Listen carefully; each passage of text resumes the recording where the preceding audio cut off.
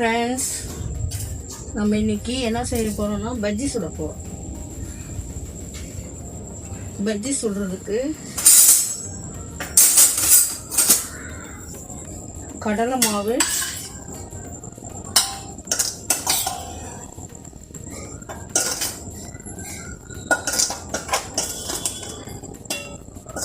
ஒரு 200 கிராம் இருக்கும்னு நினைக்கிறேன். கடலை மாவு,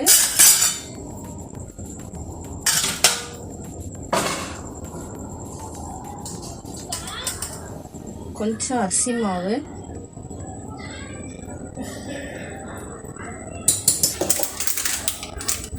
வெறும் மிளகாத்தூள், காரத்துக்கு கொஞ்சம் காரமாக இருந்தால் தான் நல்லாயிருக்கும். அதனால் காரத்துக்கு கொஞ்சம் வெறும் மிளகாத்தூள்,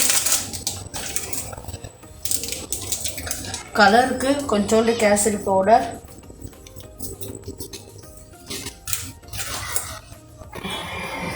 மாவுக்கு தேவையான உப்பு. இப்போ நம்ம என்ன பஜ்ஜி செய்ய போகிறோம்னா பாருங்க, கத்திரிக்காய் பஜ்ஜும் வெங்காய பஜ்ஜும் செய்ய போகிறோம். அதுக்கு கடாய் அடுப்பில் வச்சிடலாம். ஸ்டவ் பற்ற வச்சிடலாம். கடாய் காயட்டும்.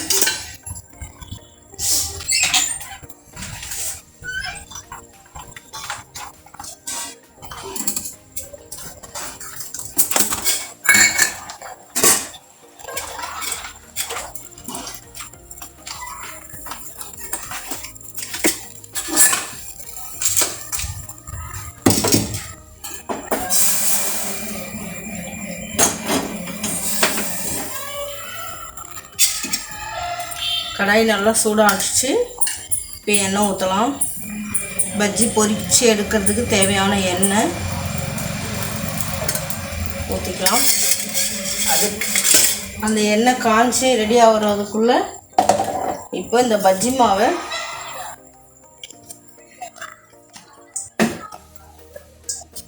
லைட்டாக கொஞ்சோண்டு ஒரே ஒரு சிட்டிகை சோடாப்பு,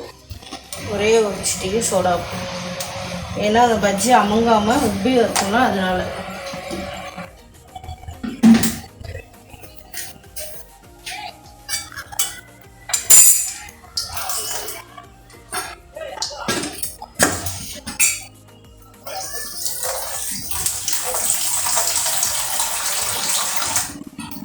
இப்போ நல்லா இந்த கடலை மாவு, அரிசி மாவு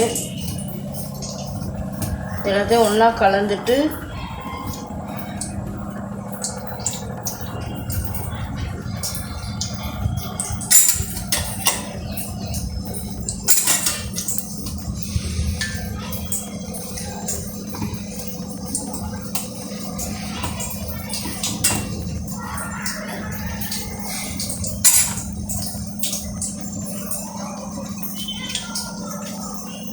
அரிசி மாவு நம்ம எதுக்கு சேர்த்துருக்கோன்னா, கடலை மாவு மட்டும் போட்டோன்னா ஒரு மாதிரி அப்படியே ஒரு வலுவலுன்னு இருக்கும். இது கொஞ்சம் அரிசி மாவு நம்ம சேர்த்தோன்னா கொஞ்சம் கிறிஸ்பியாக இருக்கும். அதனால தான்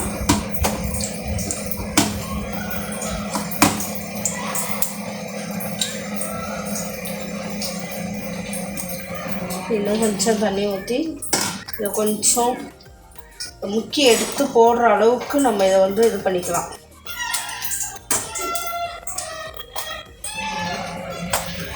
ரொம்ப தண்ணியாகவும் இருக்கக்கூடாது, ரொம்ப கெட்டியாகவும் இருக்கக்கூடாது.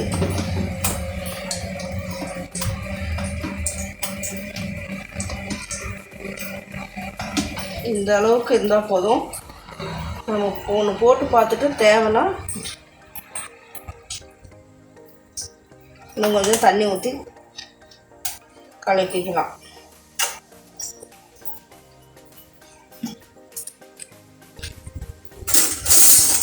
பொரிச்சு எடுக்கிறதுக்கு கரண்டி,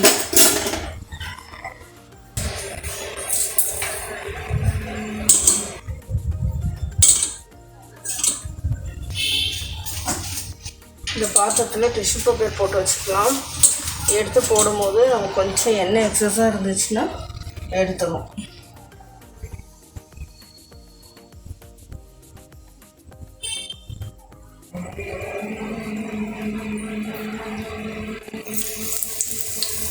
எண்ணெய் சூடாயிடுச்சு.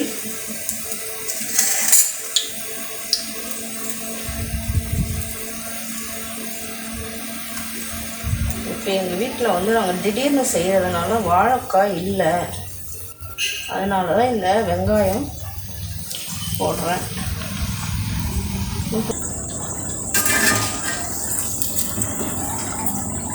போதுங்களா?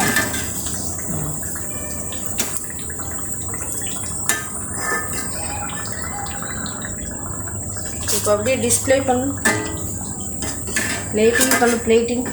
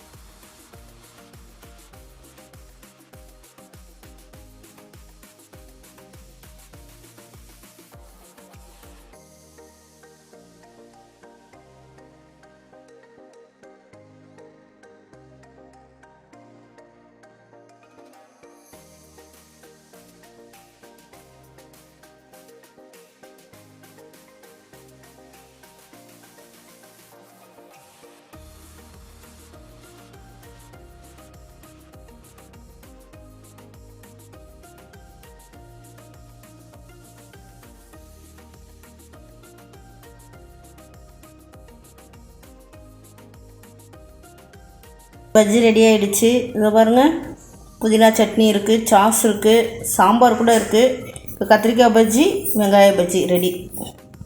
வாங்க பாருங்கள், பஜ்ஜியில் சாம்பார் வச்சும் இருக்குது, புதினா சட்னி, டொமேட்டோ சாஸ் ரெண்டுமே வச்சு பஜ்ஜி சாப்பிட்றதுக்கு ரெடியாக இருக்குது.